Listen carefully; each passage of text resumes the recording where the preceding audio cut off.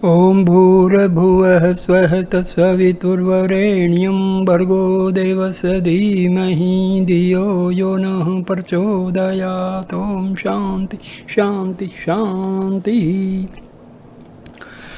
Namaste, my dear friends. This is the 20th video on Sai Gita. It starts with, by their actions people will reveal their inner natures. It is in the field of action or karma that you most patently reveal your character and the type of human being you are. That's why so much importance has been given to performing all your actions without attachment to the fruits. Just as a mirror can show you the type of face you have, your actions will reveal the type of inner feelings you have.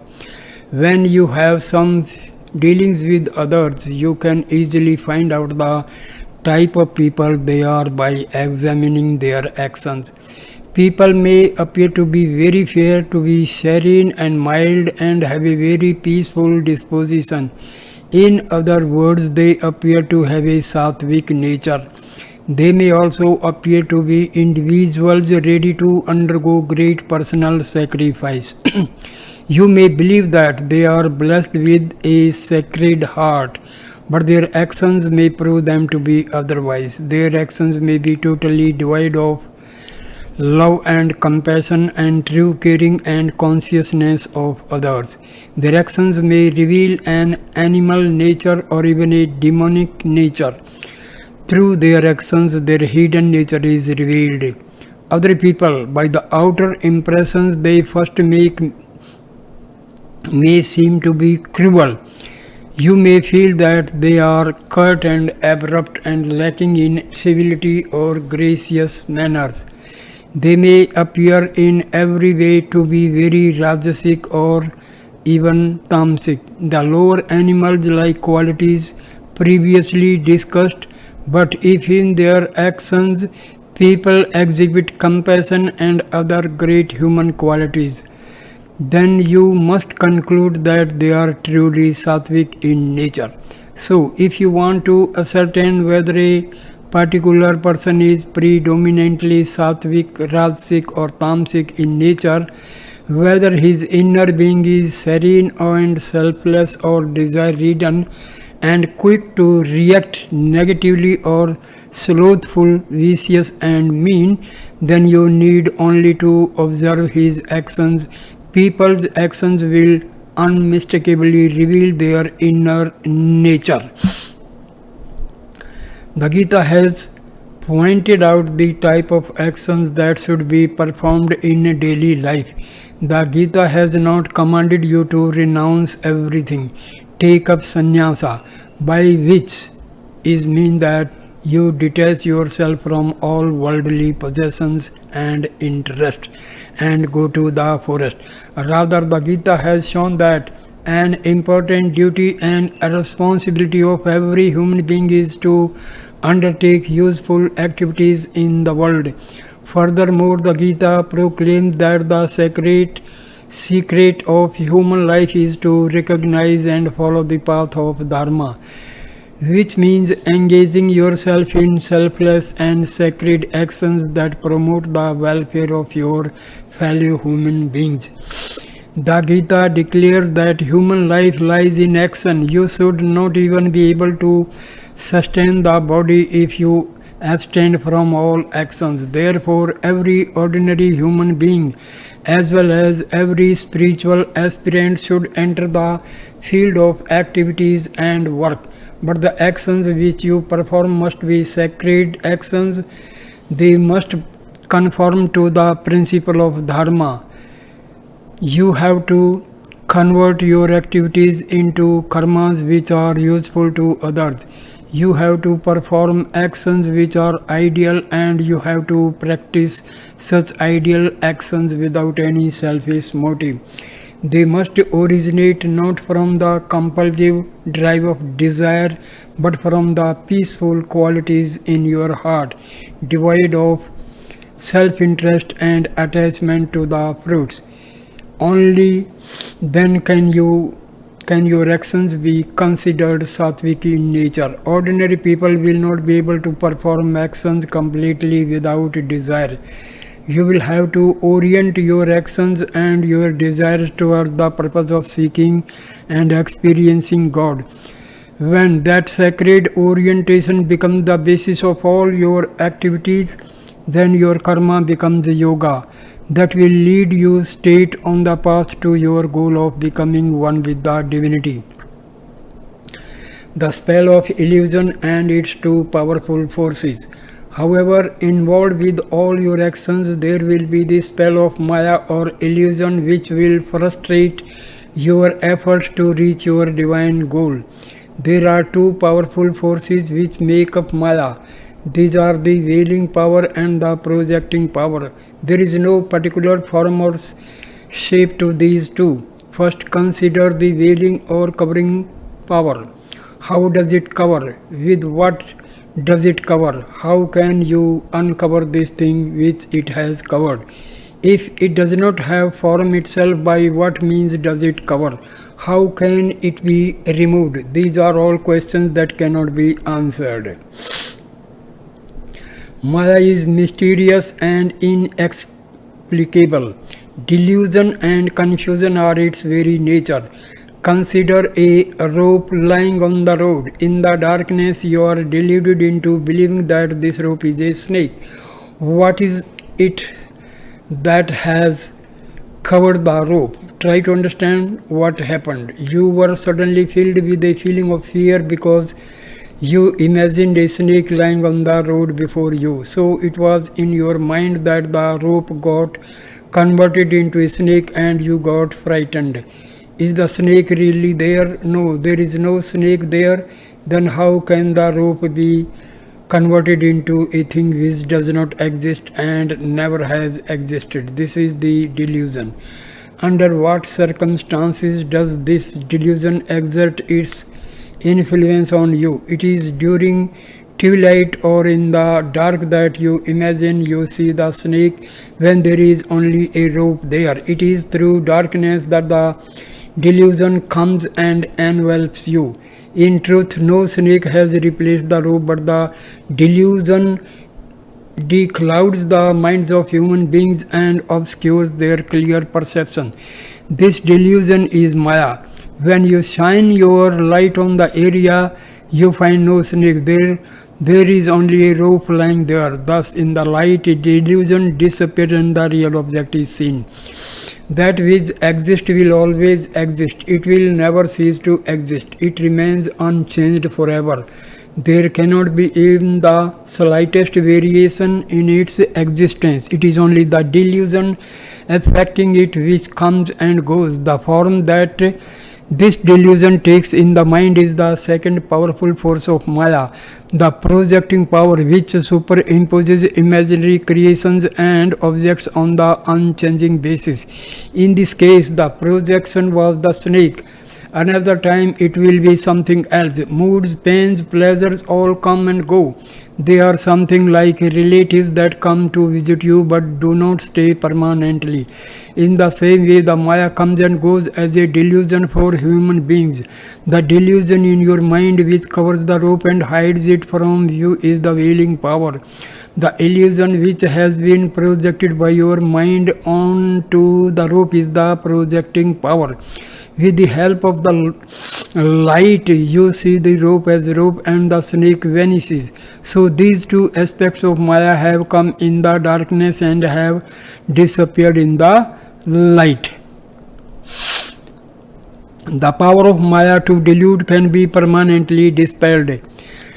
Do these two powers of illusions always come at the same time, or can they come at different times? The veiling power and projecting power may appear and disappear at the same time, but as happens in deep sleep, when there is only the veiling power, they may appear and disappear at different times also. Maya is inexplicable, it has no beginning, but it can permanently come to an end. When the light of wisdom shines on it, Maya will finally disappear. Then the one unchanging reality will stand revealed. By teaching this great wisdom to Arjuna, Krishna was able to free him from delusion and helped him shine with the inner light. Then as now you are developing only superficial understanding and outer vision, but it is the inner vision that is important. It alone is true and sacred. You lose sight of the one reality of your own truth because you pay attention only to the impermanent outer vision and completely forget the permanent inner vision. God's mission is to restore this sacred inner vision. This is what he does when he comes as a avatar. Krishna said, "Dear one, whatever actions you perform during the time you are on this earth, know that they are all impermanent. In time you will discover that everything in this world is temporary. Your relationships, your attachments, your accomplishments, the sense of individuality you have developed are all going to disappear. Everything gets washed away in the flow of time. If you try to catch hold of things and cling to the things which are themselves being carried away by this flow of time, what chance is there for you to be saved? What chance is there for you to reach that perfection which is forever unaffected by this flow and which not only is never subject to it but is always its master? Arjuna, the things you are holding on to are all being washed away. Develop the firm conviction that in attaching yourself to temporary things you are wasting your life, that you are wasting the sacred opportunity that has been given to you to reach the permanent state that is your true reality. Surrender yourself to the divinity. Hold on to that permanent entity always established in your heart, and you will surely gain the eternal joy, the bliss divine. A pure heart is free of attachment and illusion. In this way, Krishna urged Arjuna to free himself from the attachments and illusions that were confounding him. Krishna said, Arjuna, you yourself must purify your heart and remove the veil of ignorance that is declouding you. Take to the path of righteous action, work for the welfare of the world, and dedicate every act to me, your very self residing in your heart. There is no royal road for human life leading to spiritual awakening other than through karma yoga. Through the path of sacred action, you will be able to enter the path of devotion only after you have laid a firm foundation through good actions, and only after you have purified your feelings and developed your devotion will you be able to enter the path of wisdom and proceed on to the highest level of God realization. It is in the arena of action that you lay the groundwork for reaching up to the loftiest regions of the spirit, or plunging yourself down to the lowest depths of sorrow. Your good or bad circumstances are inextricably linked with your actions. As part of your activities, you must perform the various scripturally prescribed sacrifices and ceremonial rituals. But as previously mentioned, these can take you only up to heaven. Krishna informed Arjuna that there was a state which was far beyond and far more sacred than heaven. Do not consider heaven as a permanent place. Krishna said, when you have exhausted your merits, you will have to leave heaven and return to earth. Heaven is only a temporary camp. You will not be able to reside there permanently. Perhaps you think that in heaven you will be able to enjoy so many bodily and mental pleasures. But in truth, the pleasures you get there are only a little greater than those you get here on earth.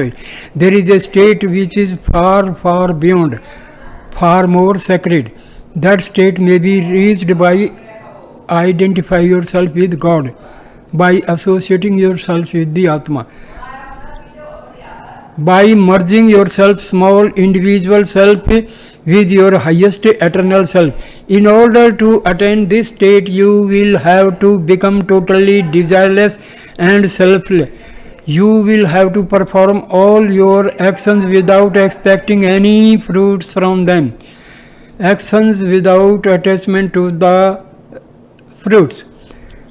Whenever you perform an action, there will always be a consequence, a resultant fruit from that effort. However, there is no rule that says that you alone should enjoy the fruit of your actions. A grandfather might have planted a seed which subsequently developed into a fruit tree, and this grandfather might have died before the tree produced any fruit. But the fruit of the tree might have been enjoyed by his grandchildren sometime later. Here is a case where a person performing an action did not personally enjoy the fruit, but some others had the chance to enjoy them. The grandfather might have knowingly planted the tree without ever expecting to enjoy the fruit. He undertook the task originally with their broad-minded view that the tree in the courtyard would give fruit to the generations who came along later, fruit which would be greatly enjoyed by them. And so the fruit of his broad-minded action was reaped by succeeding members of his family. With what motive did the grandfather plant this particular tree? He might have done it with the slightly selfish motive that it would give enjoyment to members of his family. But the selfishness that comes from doing everything only for your own enjoyment is much baser and meaner than this grandfather's slight tinge of selfishness. The inner urge which leads you to undertake actions which are primarily for the welfare of others is always greater and nobler than the narrow feelings that lead you to act completely selfishly, expecting to derive all the benefits of your actions only for yourself. In this sense, the grandfather's action must be considered far superior to that of an individual who acts only for himself. But clearly there is an even greater action, one that goes beyond all selfish considerations. That is, when you perform an action as an offering to God, that is the greatest of all actions, and that is what you should strive for. You should endeavor to perform all your actions selflessly and disinterestedly, offering them to God without expecting to reap any of fruits. Such action is truly yoga. From ordinary actions to buddhi yoga to karma yoga. Using your intellect to plan out an action, the fruits of which would benefit someone else, as was the case of the grandfather planting a tree that was enjoyed by future generations of his family, can be called buddhi yoga.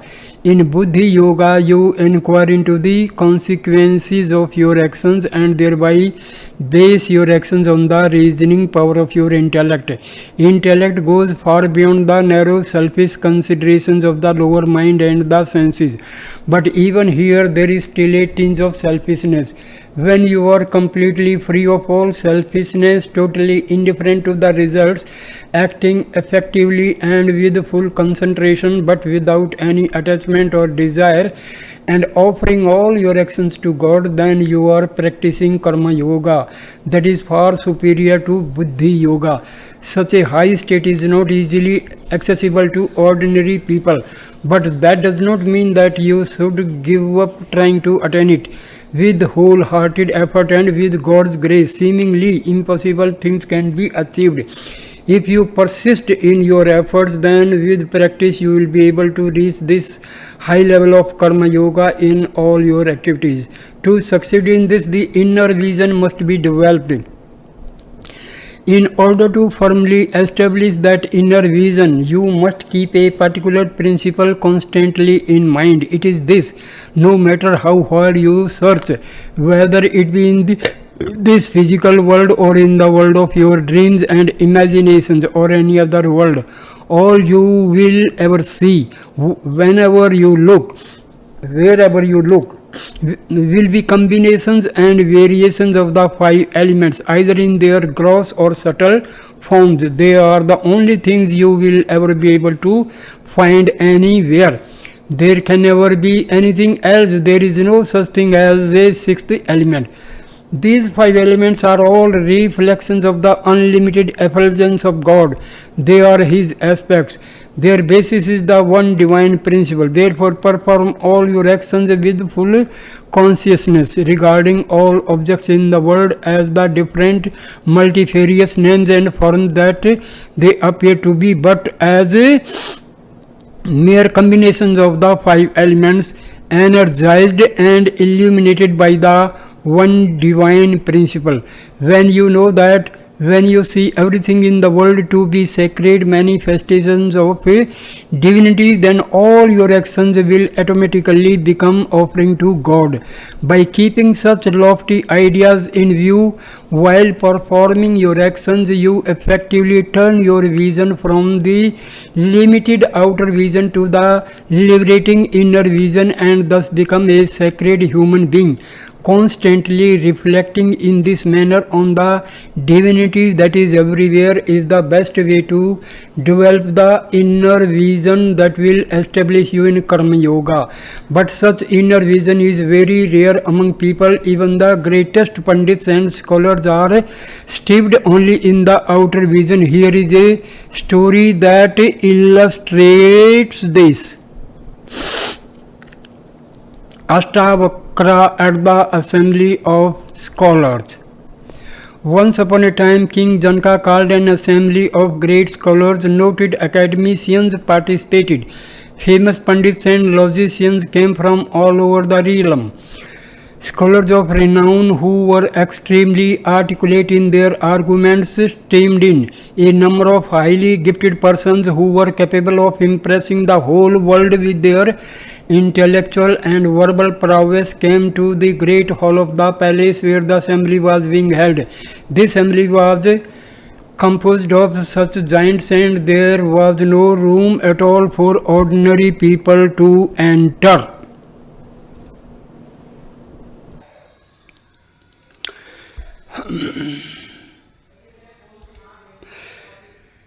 Here is a story that illustrates this. Ashtavakra at the Assembly of Scholars. Once upon a time, King Janaka called an assembly of great scholars. Noted academicians participated. Famous Pandits and logicians came from all over the realm. Scholars of renown who were extremely articulate in their arguments streamed in. A number of highly gifted persons who were capable of impressing the whole world with their intellectual and verbal prowess came to the great hall of the palace where the assembly was being held. This assembly was composed of such giants that there was no room at all for ordinary people to enter. The daily meetings were presided over by King Janaka himself.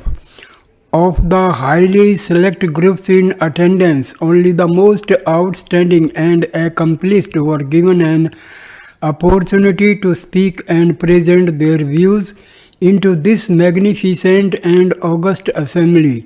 Young Ashtavakra, a young boy with a hideously deformed body, sought to gain admission. But who would permit Ashtavakra to enter? He did not have any credentials or any recommendation whatsoever. He did not have the help of any great teacher or sponsor. The only help he had was his deep faith in God.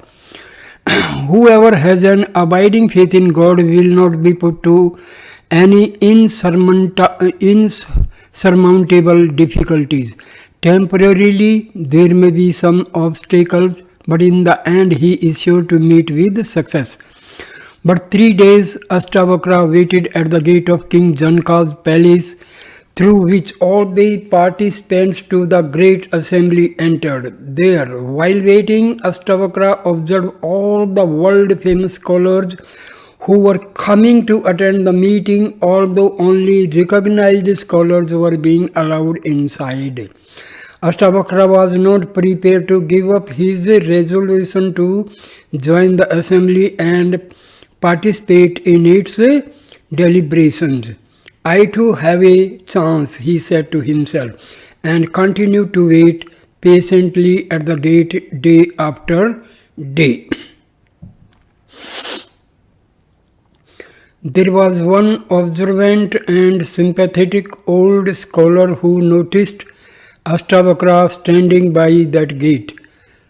Whenever he entered and exited through it morning and evening, the kindly old scholar informed King Janaka of the boy's presence. He told King Janaka that there was some standing outside waiting for days to enter the assembly, although he did not have any of the usual qualifications necessary for being permitted inside. He told the king that this was not an elderly scholar nor even a middle-aged one, but a very young person who did not seem to have much experience and who did not wear any of the accepted marks of achievement in scholarship, nor was he personally recommended by any of the Pandits present. In short, nothing was known of this person or his qualifications, except that he had been continuously waiting to come inside. King Janaka directed his attendants to find the boy who was waiting at the gate outside and to bring him into the assembly hall. Shortly after King Janaka had taken his seat and meeting began in the solemn and sacred atmosphere befitting such an august assembly, Ashtavakra entered the hall. The moment they saw this young boy with such a crooked form came to take part in the assembly, most of the great scholars who had gathered there began to laugh. King Janaka, who was keenly observing Ashtavakra as he entered, he did not laugh. Ashtavakra carefully looked around the hall and then quite inexplicably started laughing even louder than the scholars who were seated there. This loud burst of laughter from Ashtavakra was quite inadmissible and greatly surprised the scholars. It became a real problem for them. Why should this young scamp be laughing at us? They thought. There certainly is reason enough for our laughter, considering how funny he looks. But there is nothing at all strange about us. So, what conceivable reason does he have for all this laughter? They were disturbed and irritated by what they considered the boy's impertinence. You find this to be rather common experience in the world, that when ordinary people see someone who has a physical defect which gives him a crooked appearance or makes him appear strange or unusual, they are inclined to laugh. Such gross behavior can only be considered a sign of ignorance. It is totally different from the warm smile of an innocent child. A small child will smile at any person regardless of their appearance. When the child smiles, every other person seeing this child will also smile along with it. Such a child's smile, which infects everyone who sees it, arises from the sacredness of innocence. But in that assembly hall, the laughter that Ashtavakra met with was very different from a child's innocent smile. That hall was packed full with very great and noted scholars, persons of exceptional accomplishments in the learning.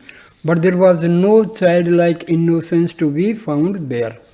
The assembled scholars were eagerly waiting to find out why this strange-looking young lad who had just come in was laughing so loudly. One of the scholars was bold enough to speak to Ashtavakra. He asked, "Young stranger, who are you? We do not know you. When we looked at your as you came in, your form made us laugh. In response to our laughter, you are laughing even more loudly. What is the reason for this? What is so ludicrous about all the renowned scholars seated here, and that you have not stopped laughing even for a moment?" Without inner vision, they were shoemakers, not scholars. Ashtavakra replied, "I entered this gathering thinking it to be a sacred assembly convened by the famous Emperor Janaka to discuss the holy scriptures. If only I had known what kind of people were attending this assembly, I would not have bothered to come. I waited patiently for many days and then entered this hall thinking that the greatest living scholars would be assembled here. I looked forward to being in the company of such sacred souls, but alas, I find nothing but common cobblers here. Only shoemakers who stitch sandals and work with leather." When they heard this, all the scholars became furious, feeling deeply insulted by the Ashtavakra for using such abusive words. But Ashtavakra continued in the same vein.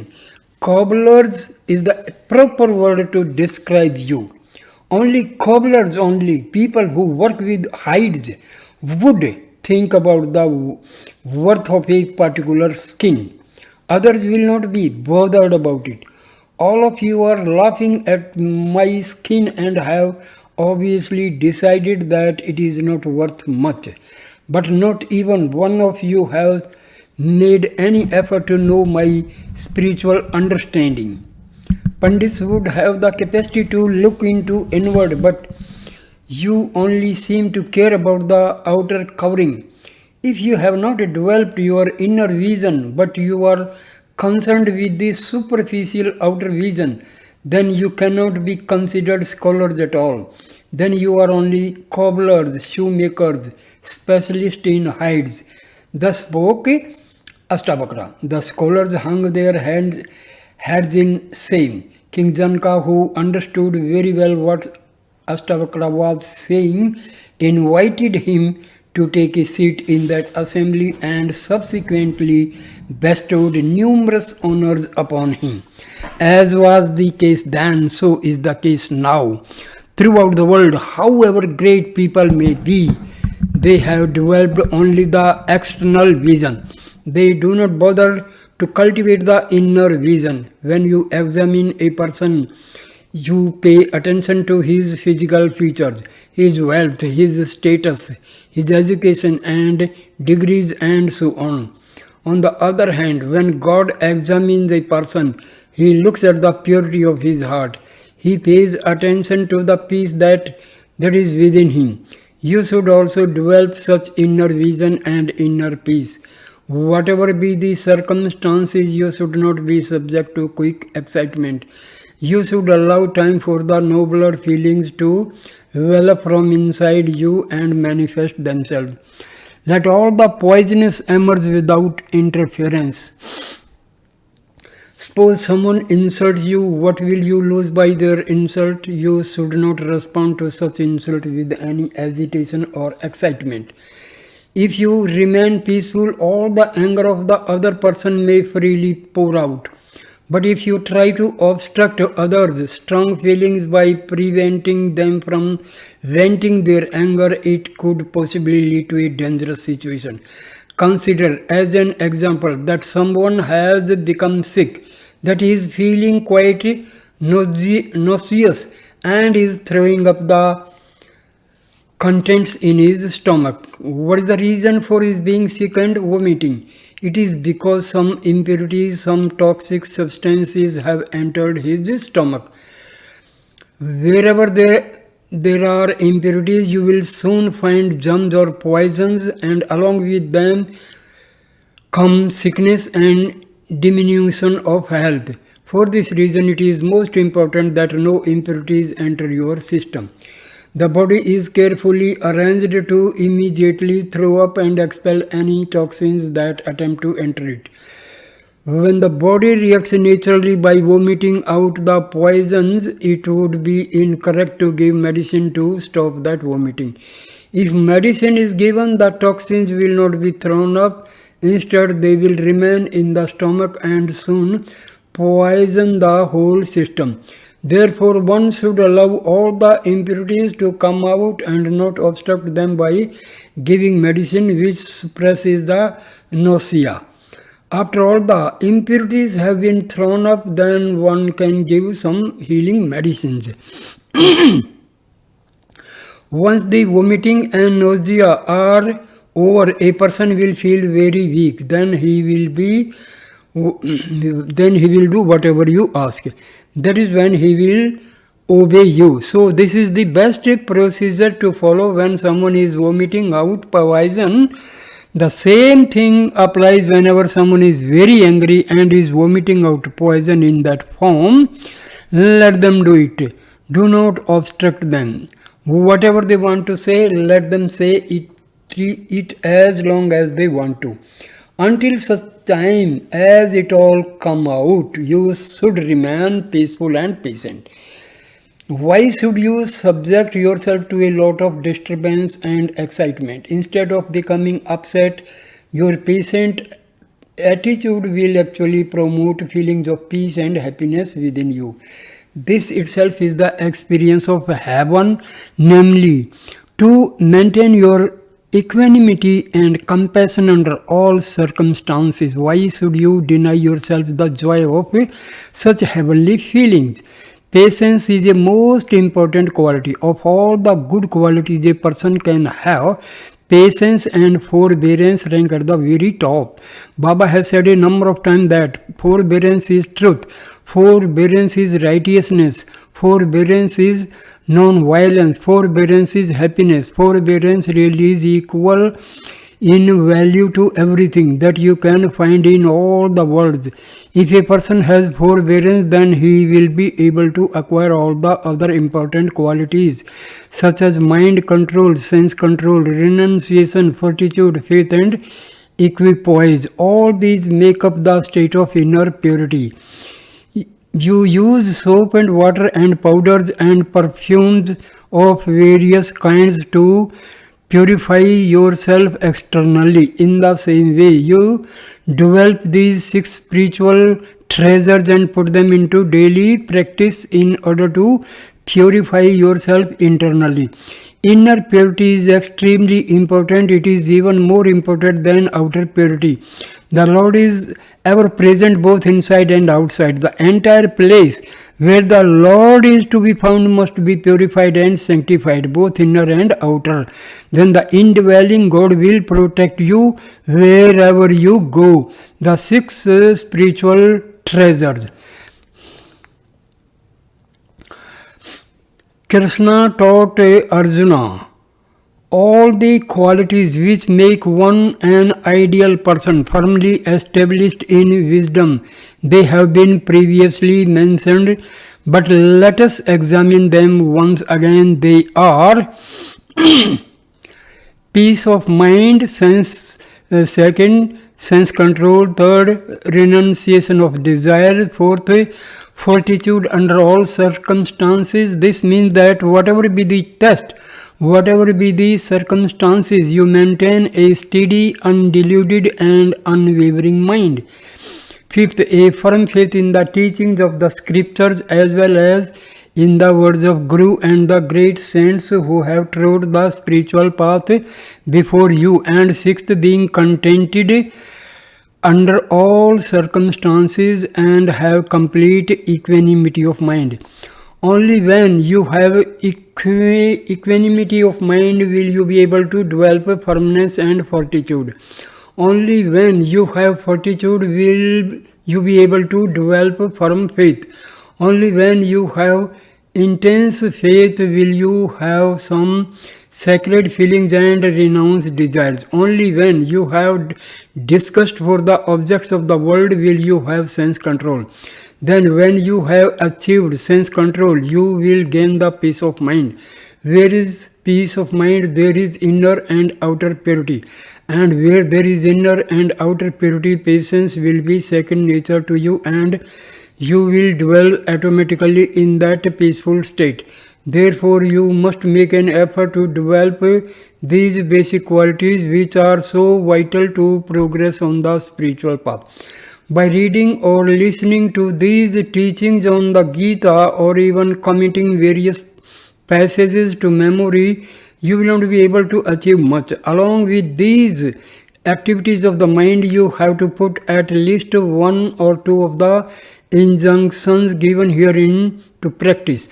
Only then will have given enjoying be put into practice by you, so that they can become your inner treasure and be an integral part of your expression in all your day-to-day activities. Remove body consciousness, realize God consciousness. The world is filled with God, saturated as it is with the divinity. The world is also filled with karma or action. Karma is the power of creation, the power of life. It is a power directly derived from God. You come into human birth in order to reap the fruits of your previous actions. In that way, actions lead to rebirth and then to more actions, thereby keeping you bound to the cycle of birth and death. To free yourself from this bondage, should you engage in action or should you abstain from action? The Gita makes the answer clear. The path to liberation is through karma, through action, but it enjoins you to turn all your actions into karma yoga, sacred action which will take you towards union with God.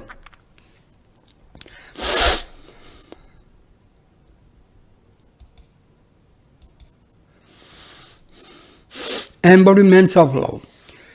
When the power of life takes on manifestations, it becomes a body. Life which wears these various bodies has also been called karma.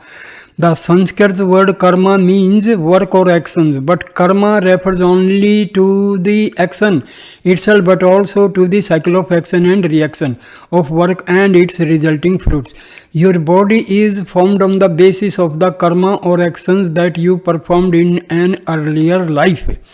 You get this human body and this life in order to enjoy or suffer the consequences of action that you were engaged in during another life. The body is directly associated with karma. It has no meaning outside of karma. Body means karma and karma means body. It is through the body that ever conceivable kind of action is performed.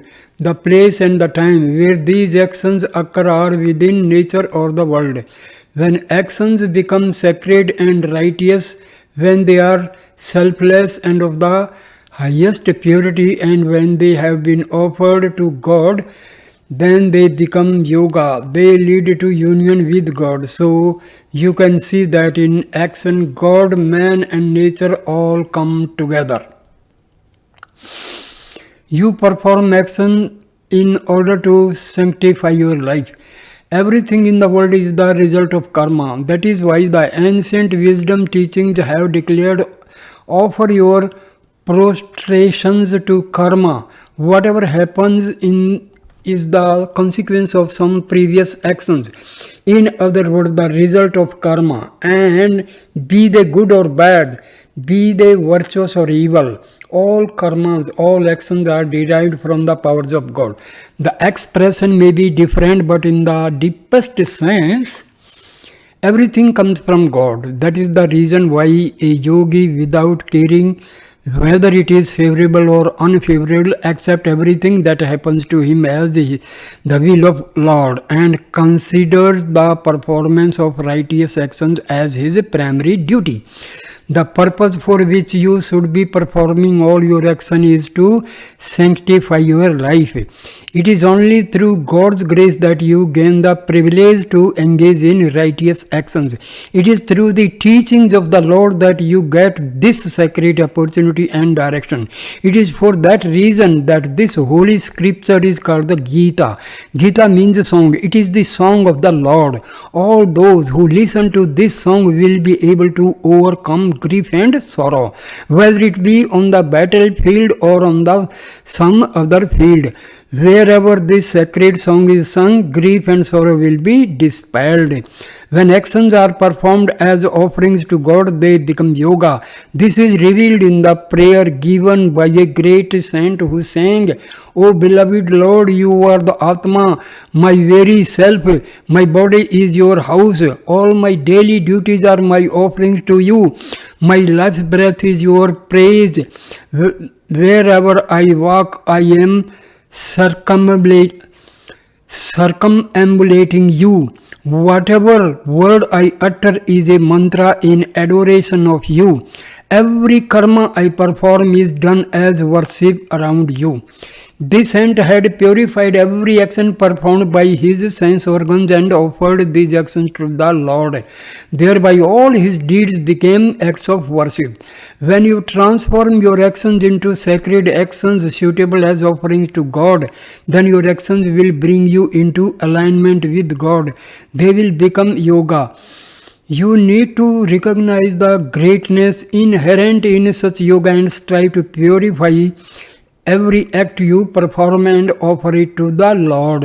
On the eve of the great war, Krishna commanded Arjuna, "Arjuna, you must fight this war, but while doing so, think continuously of me and make every action pure and offer it to me.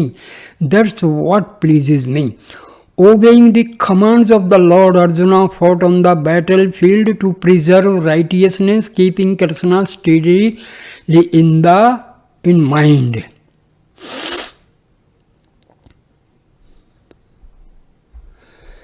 Make all your actions as a sacrifice, not a battle. To reach your spiritual goals, you need to obtain God's love. In fact, for a devotee, pleasing the Lord is itself the goal. It becomes your most important duty. You must make sure that every act you perform will satisfy the Lord. Krishna taught, "Obey my commands and perform your duty." In obeying the commands of the Lord and fighting in this war, Arjuna's actions became a sacred yagna, a sacrificial ritual which exalts the divinity and immerses one in the divine flow of grace. In contrast, there is a story in one of the epics of Daksha who wanted to perform a yagna, a ritual sacrifice. However, he disobeyed and disrespected Lord Shiva, and he also violated the commands of the holy sages. With a sense of egoism and attachment, he commenced the sacrifice. His egoism converted that sacrifice into a war. You see that because Arjuna obeyed the Lord's commands and fought in the war, his battle became a sacred sacrifice. But for Daksha, who performed his sacrifice in violation of the Lord's commands, his sacrifice became a battle.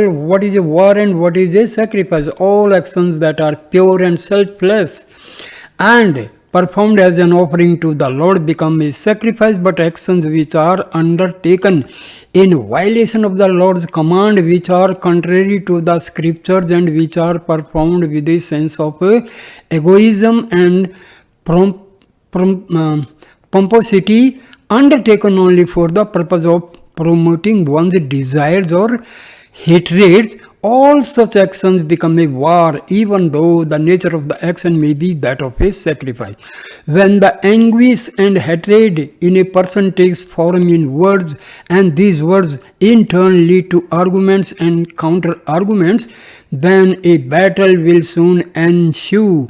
The root of all this is attachment and desire arising from identification with the body.